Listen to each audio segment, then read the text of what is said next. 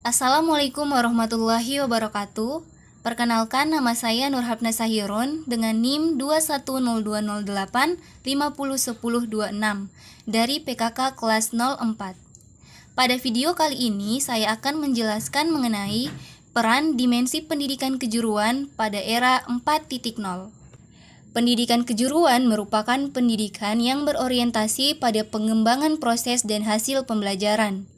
Tidak hanya diajarkan teori-teori saja, tetapi mereka dihadapkan dengan praktik tentang apa yang mereka pelajari sesuai dengan jurusan masing-masing. Industri 4.0 merupakan integrasi pemanfaatan internet dengan lini produksi di dunia industri yang memanfaatkan kecanggihan teknologi dan informasi. Untuk mendukung pertumbuhan ekonomi yang berkelanjutan, diperlukan penguatan kualitas sumber daya manusia yang mampu menghadapi tantangan ini. Maka pendidikan kejuruan harus memiliki peran yang maksimal dalam menghasilkan lulusan kerja yang siap dan mampu bersaing dalam menghadapi industri 4.0. Komponen yang terlibat dalam sistem pendidikan kejuruan harus memiliki kontribusi pada penyiapan tenaga siap kerja. Komponen dalam sistem yang dimaksud adalah brainware, software, dan hardware. Brainware meliputi siswa, guru, dan stakeholder, sedangkan software meliputi kurikulum, program, dan manajemen. Dan hardware meliputi laboratorium, bengkel, dan sarpras. Ketiga komponen sistem tersebut memiliki fungsi yang penting dalam pengembangan tenaga kerja profesional sesuai dengan bidangnya. Brainware siswa adalah pembelajar yang harus ditumbuh kembangkan potensinya sejalan dengan tujuan pembelajaran. Ada beberapa hal yang perlu mendapat perhatian sebagaimana dinyatakan Schambaugh dan Magliaro. Karakteristik siswa seperti bakat, minat, IQ, kematangan emosi, kematangan mental, lingkungan keluarga, lingkungan sosial budaya. Learning preference merujuk pada pola karakteristik seseorang, kekuatan, kelemahan, dan preferensi dalam pengolahan dan penggunaan informasi, termasuk sikap terhadap belajar dan mengajar, tanggap pada setiap peristiwa pembelajaran, gaya kognitif atau gaya berpikir, menggambarkan cara berpikir, memahami dan mengingat informasi.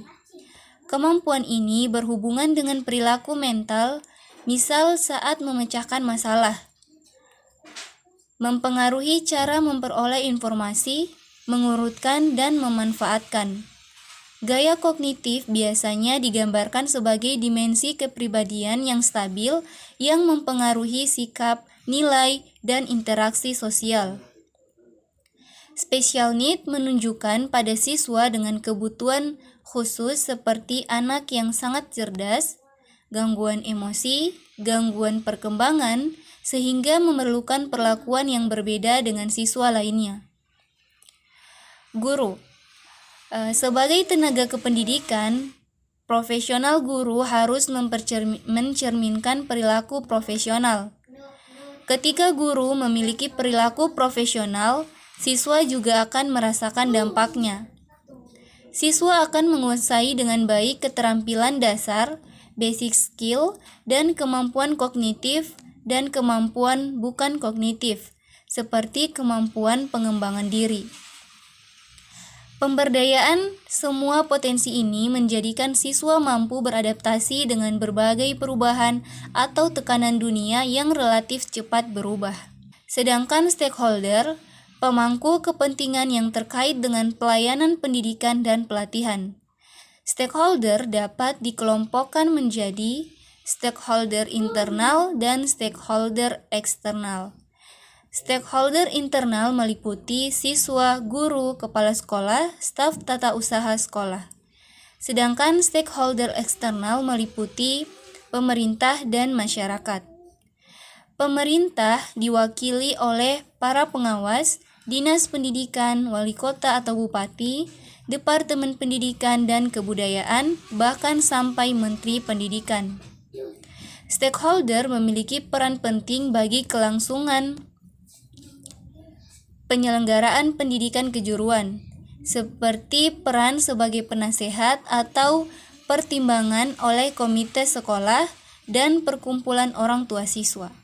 Berikutnya adalah software. Software meliputi kurikulum, program, dan manajemen. Kurikulum merujuk pada apa yang diajarkan, apa yang harus dan seharusnya diajarkan, dan yang dapat diajarkan untuk mencapai standar kompetensi lulusan. Kurikulum sebagai pembelajaran lebih ke orientasi pilihan belajar, tetapi masih dikendalikan guru. Kurikulum sebagai pengalaman belajar adalah lebih berpusat pada belajar daripada mengajar, termasuk semua pengalaman belajar yang direncanakan maupun yang tidak direncanakan, sehingga pembelajaran lebih kompleks, lebih komprehensif, terkesan lebih abstrak. Dengan demikian, kurikulum bagi SMK memiliki fungsi menjadikan lulusan yang sukses di tempat kerja, mampu mengembangkan karir, mampu untuk terus belajar, yang berfungsi untuk pengembangan diri. Sedangkan program pada pendidikan kejuruan dikembangkan untuk mendukung pencapaian kompetensi kerja lulusan. Program yang ditawarkan merupakan program yang memberi keterampilan, pengetahuan, sikap kerja, serta pengalaman, wawasan, dan hubungan untuk mendapatkan pekerjaan yang sesuai dengan pilihannya. Karena SMK didukung untuk dapat memanfaatkan sumber daya, baik internal maupun eksternal yang tersedia. Dengan demikian, program pembelajaran tidak cukup dikembangkan di kelas saja, tetapi dibutuhkan program yang melibatkan dunia kerja, yang dikenal dengan program pendidikan sistem ganda, di mana mengkombinasikan antara pemberian pengalaman belajar di sekolah dan pengalaman kerja di industri.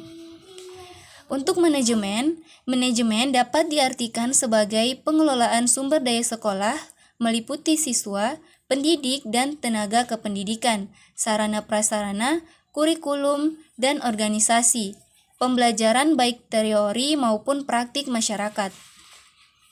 Sejalan dengan kebijakan desentralisasi manajemen berbasis sekolah merupakan pilihan, kebutuhan ini muncul terkait dengan upaya peningkatan mutu pendidikan dan pelayanan kepada stakeholder yang tidak hanya menekankan pada hasil, namun pada input dan proses. Sekolah diberikan kewenangan dan kekuasaan secara luas untuk mengembangkan, mengelola kegiatan sekolah sesuai dengan potensi, tuntutan, dan kebutuhannya. Keberhasilan MBS ditentukan beberapa hal, antara lain penetapan visi, misi, tujuan, dan hasil yang diharapkan, membutuhkan kepemimpinan yang profesional dan demokratis, mampu menumbuhkan virus perubahan pada semua anggota organisasi termasuk masyarakat.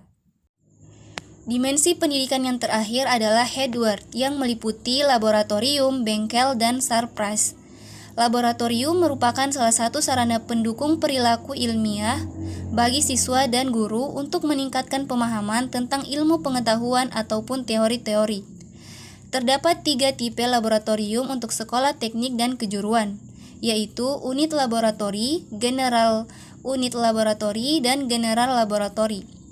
Unit laboratori difungsikan untuk membekali pemahaman dalam bidang yang luas, namun spesifik dan mendalam. Peralatan yang tersedia diselaraskan untuk keperluan perusahaan, seperti perusahaan otomotif, robot, dan pengelasan.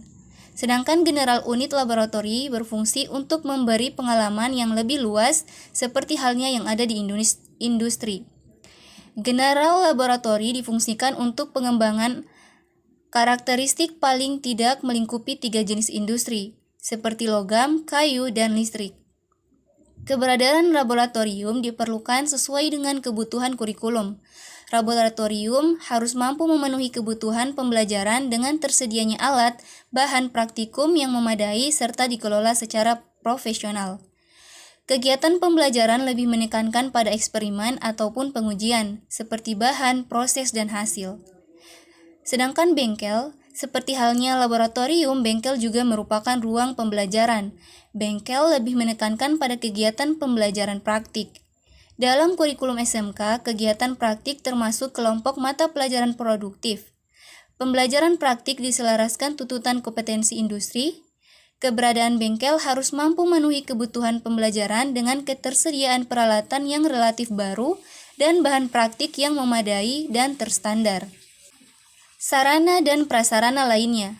Kebutuhan sarana prasarana untuk SMK lainnya seperti ruang pimpinan, ruang tata usaha, ruang guru, ruang bimbingan konseling, ruang kelas, ruang perpustakaan, tempat ibadah, ruang UKS, ruang organisasi kesiswaan, dan lain sebagainya.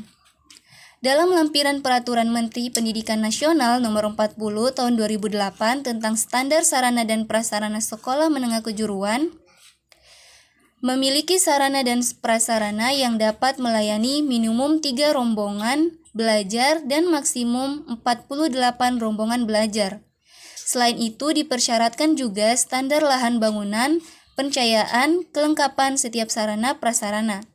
Setiap satuan pendidikan formal dan non-formal menyediakan sarana dan prasarana yang memenuhi keperluan pendidikan sesuai dengan pertumbuhan dan perkembangan potensi fisik, kecerdasan intelektual, sosial, emosional, dan kejiwaan peserta didik. Itulah tadi beberapa penjelasan mengenai peran dimensi pendidikan kejuruan di era 4.0.